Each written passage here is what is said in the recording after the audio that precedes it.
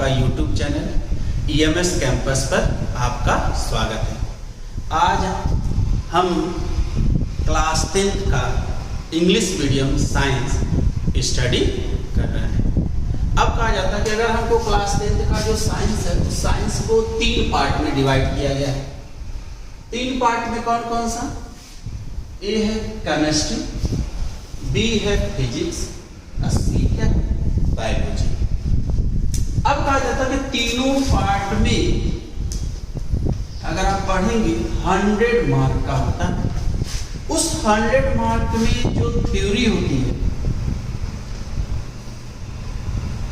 Theory 70 mark का और 30 mark का आपका क्या होता है? प्रोजेक्ट होता है, जो प्रोजेक्ट वर्क होता है। अब हम केवल थ्योरेटिकल पोर्शन कितने मार्क का है? 70 मार्क। जो 70 मार्क है उस 70 मार्क में आपको तीनों पार्ट स्टडी करना पड़ेगा। अब हम केवल स्टडी क्या करेंगे? केमिस्ट्री। अब कहा जाता है केमिस्ट्री में जो कितने टोटल चैप्टर है? 5 चैप्टर है। पहला चैप्टर क्या है? केमिकल रिएक्शन एंड इक्वेशन, ये फर्स्ट आपका चैप्टर है। सेकंड चैप्टर है एसिड्स, बेस एंड साल्ट्स, हो गया। थर्ड चैप्टर है क्या? Metals and non metals. Fourth chapter क्या है? Carbon it's compounds. और जो आपका फिफ्थ चैप्टर है, लास्ट चैप्टर, वो पीरियोडिक क्लासिफिकेशन ऑफ एलिमेंट। ये 5 चैप्टर हम किस में स्टडी करेंगे? केमिस्ट्री में। आज से हम फर्स्ट चैप्टर स्टार्ट करेंगे क्या? Chemical reaction and equation. जो केमिकल रिएक्शन ऑफ इक्वेशन है उसको फर्स्ट लेक्चर आज से स्टार्ट होगा। आज से हम इंग्लिश मीडियम का फर्स्ट चैप्टर क्या है? Chemical reaction and equation. अब हम उसमें सबसे पहला हेडिंग क्या है? Chemical reaction. अब कहा जाता है कि जो केमिकल रिएक्शन है नॉट फॉर सी इन आई। अगर हम आंख से देखें कोई भी रिएक्शन तो कभी भी कोई भी चेंजिंग हो तो वो केमिकल रिएक्शन नहीं हो।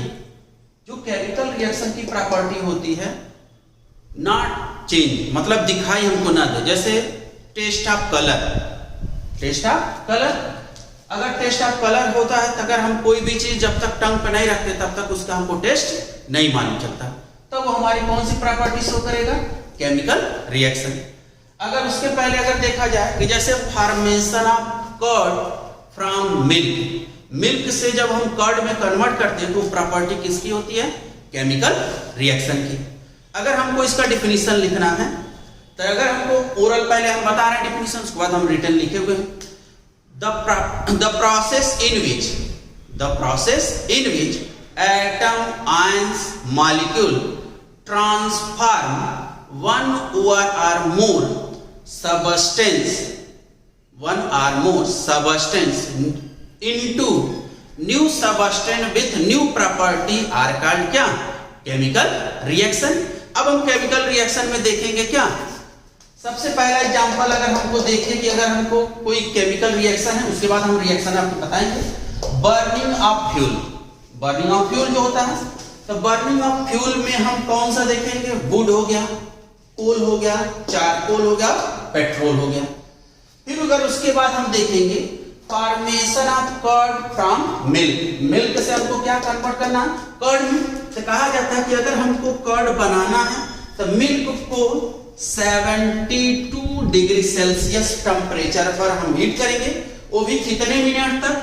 30 मिनट तक। जब हम 30 मिनट तक रख देंगे और रखने के बाद फिर हम उसको क्या करेंगे? कोल्ड करेंगे। कोल्ड करने पर उस मिल्क में हम क्या मिला देंगे? कैटेलिस्ट। क्या मिलाएंगे? कैटेलिस्ट। जब कैटेलिस्ट मिलाएंगे तो ये मिल्क किस में था? लिक्विड फॉर्म में। अब किस में कन्वर्ट हो गया? कर्ड में। तो कर्ड किस में हो गया? सॉलिड फॉर्म में कन्वर्ट हो गया। ये किसकी प्रॉपर्टी शो करेगा? केमिकल रिएक्शन का। हम यहां लिख रहे हैं क्या? The process in which atom हो या आयंस हो या molecule transform one or more substance into new substance with new property are called क्या? Chemical reaction।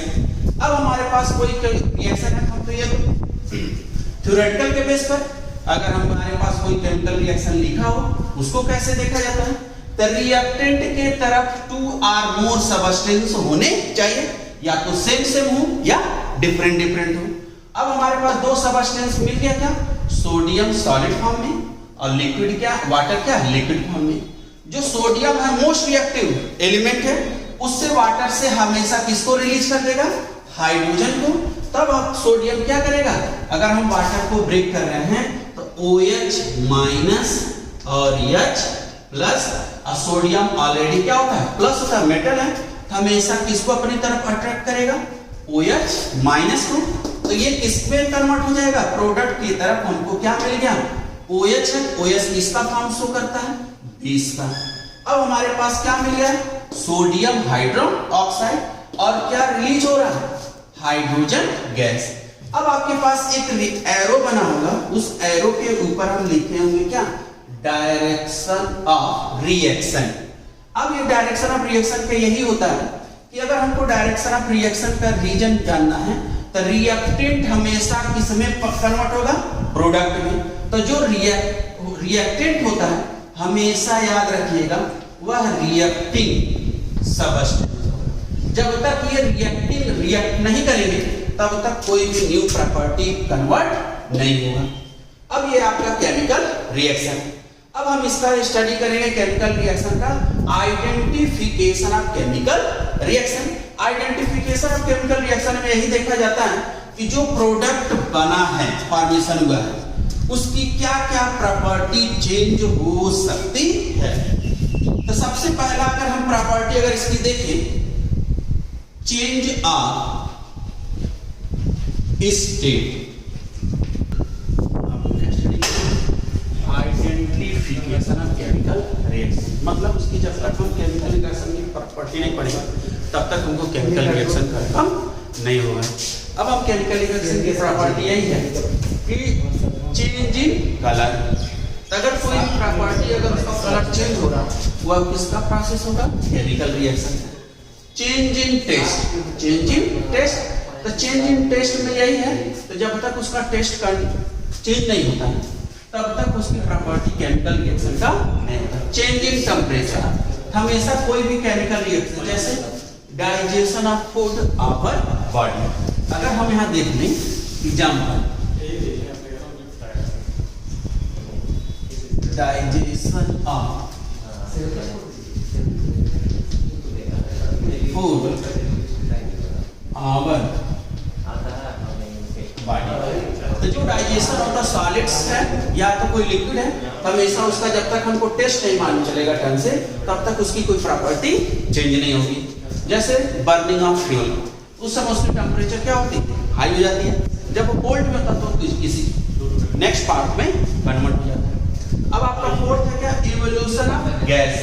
इवोल्यूशन का मतलब यही है जैसे burning of fuel, burning of would, अगर किसी वुड को हम क्या करेंगे? बर्न करेंगे, तो बर्न करेंगे हमको क्या मिलेगी? हीट भी मिलेगा, एनर्जी भी मिलेगा, और क्या मिलेगा? लाइट भी मिलेगा। तब ये अब किसमें कन्वर्ट हो जाएगा? गैस में। तो एनर्जी भी मिल रहा है हमको, हीट भी मिल रहा, लाइट भी मिल रहा, और किसमें कन्वर्ट हो जा रहा है? गैस में। वह किसकी प्रॉपर्टी है? केमिकल रिएक्शन की प्रॉपर्टी है। हो गया। अब हम देखेंगे क्या कि आप लोग अगर स्टडी रिएक्टेंट और प्रोडक्ट की स्टडी करेंगे, आप रिएक्टेंट क्या होता है, प्रोडक्ट क्या होता है, उसके बारे में हम अब डिस्कस करेंगे। अब हम कंपैरिजन के बेस पर रिएक्टेंट एंड प्रोडक्ट का स्टडी करेंगे। अब हमारे पास है रिएक्टेंट, रिएक्टेंट को किससे डिनोटेड? Capital R. प्रोडक्ट को किससे डिनोटेड? Capital B. जो रिएक्टेंट है उसको कहा जाता है रिएक्टिंग सबस्टेंस। जो रिएक्टिंग सबस्टेंस होता है लेफ्ट हैंड साइड। अब उसके बाद आता है direction of reaction, direction of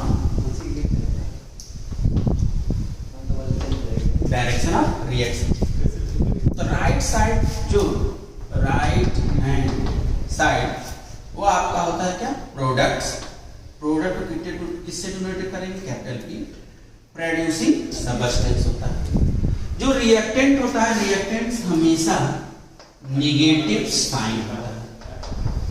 क्यों होता है, क्योंकि इसके तरफ जो भी एटम मॉलिक्यूल और आयन होते हैं सभी क्या होते हैं, डिफरेंट डिफरेंट होते हैं। अब प्रोडक्ट की तरफ हमेशा जब आपस में रिएक्टिंग करते हैं तो किस तरह फॉर्म करने लगते हैं, ऐड होंगे, प्लस के फॉर्म में होने लगते हैं। तो अब इसको किस में चेंज किया जाता है, प्लस साइन में। अब कहा जाता है कि जो डायरेक्शन ऑफ रिएक्शन है, तो उस डायरेक्शन ऑफ रिएक्शन में दो तरह का डिनोटेड होता है। एक एरो होता है, एक हाफ हाफ एरो होता है। एरो का मतलब होता है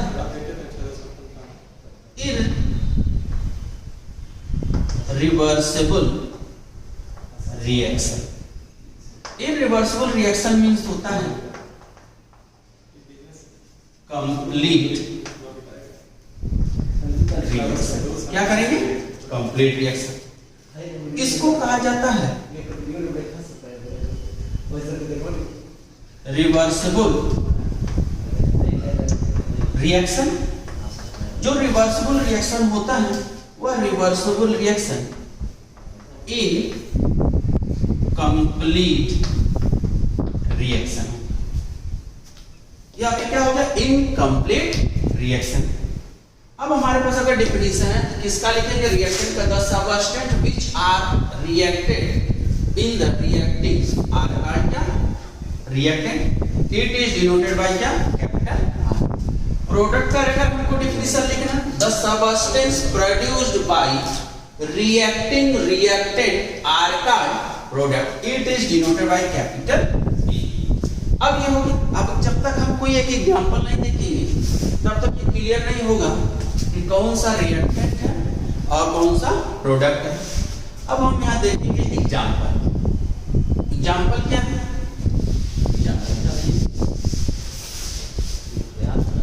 अब यहाँ देखिए, hydrogen gas react with chlorine in the presence of sunlight, in the presence of sunlight to form a hydrochloric acid। अब जो लेफ्ट हैंड साइड है उसको कहा जाता है क्या, रिएक्टेंट, और जो राइट हैंड साइड है उसको कहा जाता है क्या, प्रोडक्ट। अब हम रिएक्टेंट के तरफ देख रहे हैं, दोनों एटम या आयन या मॉलिक्यूल क्या है, डिफरेंट डिफरेंट पार्ट में हैं। और यहाँ जब प्रोडक्ट की तरफ आ रहे हैं, आपस में ये ऐड हो रहा है, एडिशन रिएक्शन शो कर रहा है। तब आपको फॉर्मेशन क्या आ रहा है, 2HCl गैस। अब हम देखेंगे क्या हमारा रिएक्शन बैलेंस है कि नहीं। रिएक्टेंट के तरफ 2 हाइड्रोजन और क्लोरीन भी 2 हाइड्रोजन।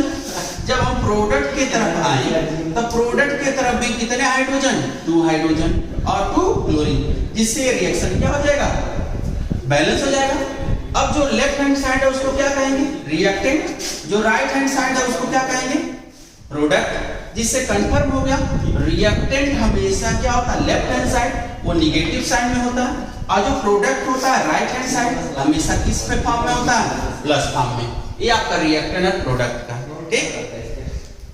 अब अगर ये लेक्चर आप लोग को अच्छा लगा होगा तो लाइक कीजिएगा, सब्सक्राइब कीजिएगा और बेल आइकन ठीक करिएगा। और अगर कोई इसमें डाउट होगा तो नीचे कमेंट बॉक्स में आप कमेंट करिएगा। अब नेक्स्ट लेक्चर